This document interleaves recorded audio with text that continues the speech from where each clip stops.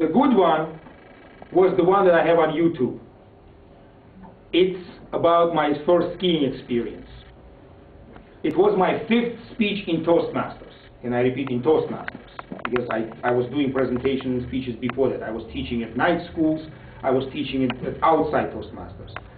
Well, not teaching. I wasn't Toastmaster when I started teaching and giving presentations. As a Toastmaster, it was my 5th speech. Your body speaks. And I did my first ever skiing speech. Why was it funny? The history is that I'm from Tbilisi, Georgia. It's south, as you know, all the way south. So the only snow we had is slush, and there was no much, and basically I saw snow probably 5 times in my life, 2 of them on a picture. My mama was holding me, and there's snow behind her. That's one. So downhill skiing wasn't one of my sports. I didn't do it at all. There were some places, but it was very expensive, too far away, so I wasn't a skier. But when I came to the United States, I just got married. My friend called me and said, let's go skiing. And we went skiing. And I tell everything about my first skiing experience. This speech went up to district, and I won a first place in a humorous speech competition in district. Out of 250 clubs and 3,500 members, I was the first in humorous speech competition, 2005. Year 2005. That was, to me, it was, first of all, unbelievable. Thank you for your applause. Yes. Thank you.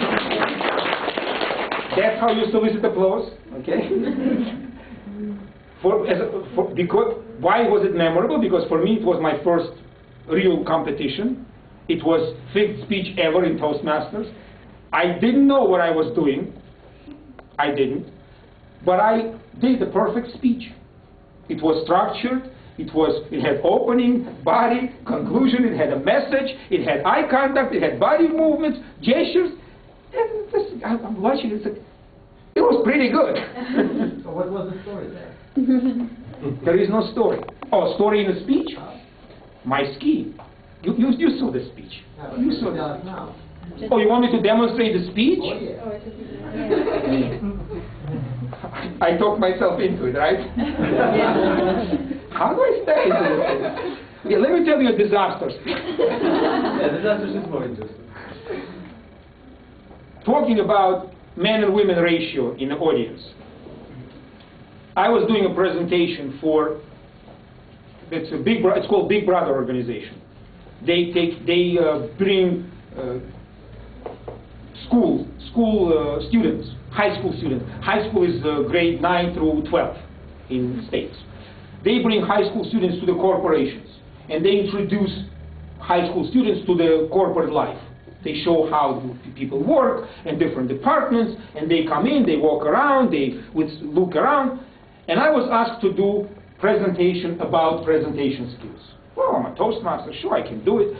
I'm a good student. I called, I asked what age, boys and girls. I was told it's going to be 50-50, half boys, half girls. Age, it's 9 through 11th grade.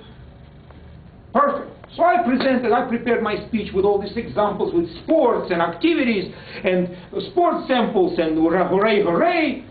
I walk in, guess what? Students, only girls. No boys. When I asked, anybody does sports? Reaction was like,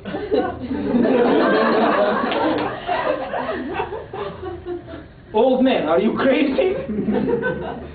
Well, number 1, they're teenagers. Number 2, there are no boys. Number 3, no sports. So there is no connection, there is no relation. And I wasn't flexible enough to change my speech. I wasn't ready. There was no plan B. There was barely plan A. And I started my presentation, and 5 minutes into it, I look at one of the girls, and she does like... I covered my mouth, she did. So I asked her, am I boring you? She said, yes, you're putting me to sleep. Straight out. Teenagers, they're brutal. They don't care. There is no culture. Adults may spare you. Say, no, well, that's not really to sleep. I'm a little dreaming, but I'm a little tired. Teenagers, no. Yeah, put him into sleeper. I'm already sleeping. Well, at this point, I just could pack up and go. I just could leave. Practically did. I was still in the room for another 10 minutes, but I was not there, as far as they were concerned. So, how important is to know your audience? Crucial. How important is to have plan B? Crucial. It was one of the disasters. So, as you can see, everybody has successes and disasters. But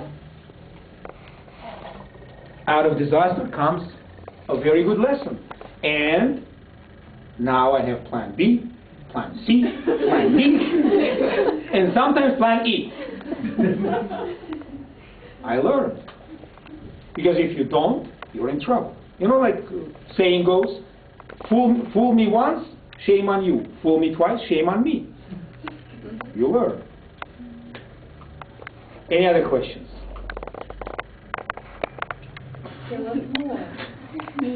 I thought I kind of wiggled myself out of it. How much does this training cost? How much does my training cost? Nikolai will talk about it. I can talk right now. We have 50 minutes. Oh, thank you, thank you. I don't have to do skiing speech. No, I don't mind. We'll do it later. By the way, guys, if you want to sell something,